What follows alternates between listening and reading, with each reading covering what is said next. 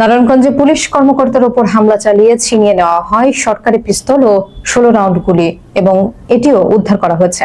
ঘটনার 24 ঘন্টার মধ্যেই অভিযান চালিয়ে অস্ত্রটি উদ্ধারের পাশাপাশি এর সাথে জড়িত এবং সন্দেহভাজন 3 জনকে গ্রেফতার করেছে আইনশৃঙ্খলা বাহিনী। বিস্তারিত দেখুন নিজস্ব প্রতিবেদকের প্রতিবেদনে। নারায়ণগঞ্জে পুলিশের অস্ত্র ছিনতাইয়ের চাঞ্চল্যকর ঘটনার 24 ঘন্টা পার হওয়ার আগেই বড় ধরনের সাফল্য পেয়েছে আইনশৃঙ্খলা বাহিনী। মঙ্গলবার গভীর রাতে বন্দর উপজেলার ফায়ার সার্ভিস স্টেশন এলাকা থেকে 16 রাউন্ড গুলি সহ ছিনতাই হওয়া সরকারি পিস্তলটি পরিত্যক্ত অবস্থায় উদ্ধার করা হয়। এর আগে সোমবার সন্ধ্যা থেকে রাত পর্যন্ত পৃথক অভিযানে শহরের দেওভোগ ও ফতুল্লা এলাকা থেকে বিশাল, ফরহাদ এবং হাসান নামে 3 জনকে গ্রেফতার করা হয়। জেলা পুলিশের অতিরিক্ত পুলিশ সুপার তারেক আল মেহেদি জানান, সিসিটিভি ফুটেজ বিশ্লেষণ এবং গোয়েন্দা তথ্যের ভিত্তিতে অত্যন্ত স্বল্প সময়ে অপরাধীদের শনাক্ত করা সম্ভব হয়েছে। সোমবার ভোরে শহরের নিতাইগঞ্জ এলাকায় ডিউটিরত অবস্থায় এসআই লুৎফর রহমানের ওপর হামলা চালায় মোটরসাইকেলে আসা 3 দুর্বৃত্ত।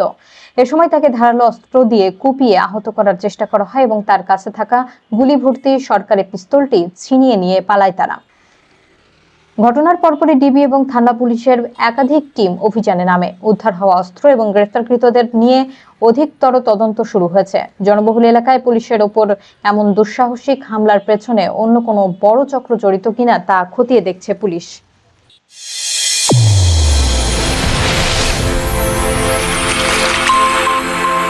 চ্যানেল A1 হৃদয়ের স্পন্দন।